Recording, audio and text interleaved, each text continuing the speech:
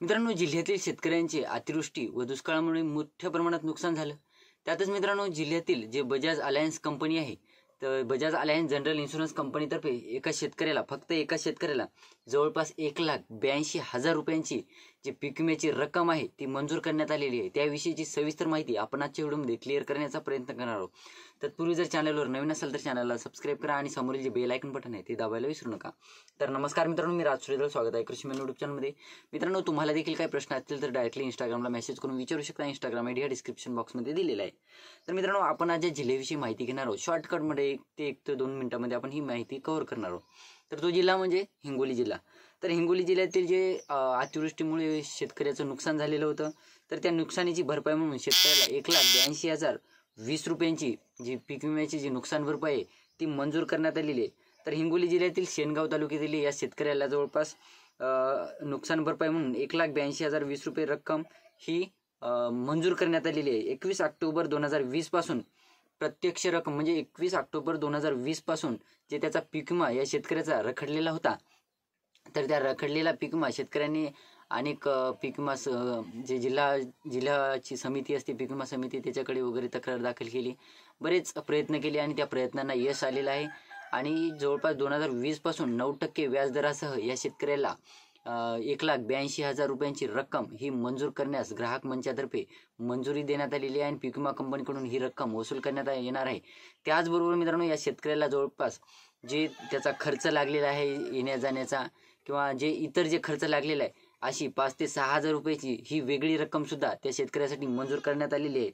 तर Bajaj alliance general insurance कंपनीकडून ही रक्कम आता शेतकऱ्याला वितरित होणार आहे। तर कंपनीकडून वारंवार टाळाटाळ करण्यात येत होती, म्हणजे या शेतकऱ्याला जवळपास रिजेक्ट लिस्टमध्ये टाकण्यात आलेलं होतं त्यावेळेस 2020ला।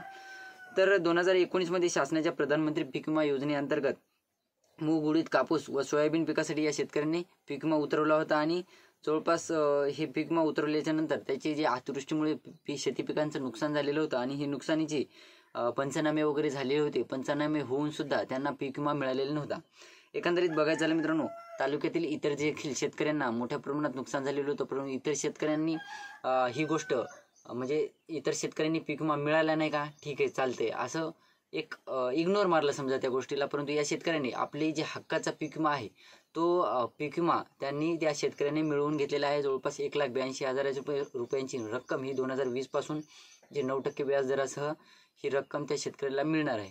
तर मित्रांनो, हेच पॉईंट असतो मित्रांनो। आता इतर शेतकरी, काही शेतकऱ्यांना पात्र असून सुद्धा रिजेक्ट लिस्टमध्ये टाकण्यात येत आहे।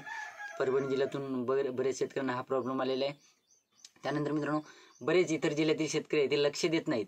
चला ठीक आहे, आम्हाला आमच्या जिल्ह्याला मिळेल का, मिळणार नाही, चला ठीक आहे बाजूला, आम्ही पात्र असून सुद्धा, आम्ही क्लेम केलेला असून सुद्धा, आमचा क्लेम मंजूर असून सुद्धा आम्हाला पीक विमा का मिळत नाही, याकडे कोणताही शेतकरी ठामपणे उभा राहत नाही आणि जस्ट मिळणार नाही का तर मिळणार नाही, ठीक आहे साईडला मारतात, मग म्हणजे टाळाटाळ करून टाकतात त्या गोष्टीची। शेतकऱ्यांना सुद्धा काही शेतकरी असे सुद्धा आहेत ज्यांना क्लेम मंजूर असून सुद्धा त्यांना रक्कम दाखवत नाही किंवा मिळत नाही पीक विमा, मग ते शेतकरी या गोष्टीला टाळाटाळ करतात। एक आपला हक्काचा पीक विमा हा घेण्यासाठी कोणताच शेतकरी झटत नाही।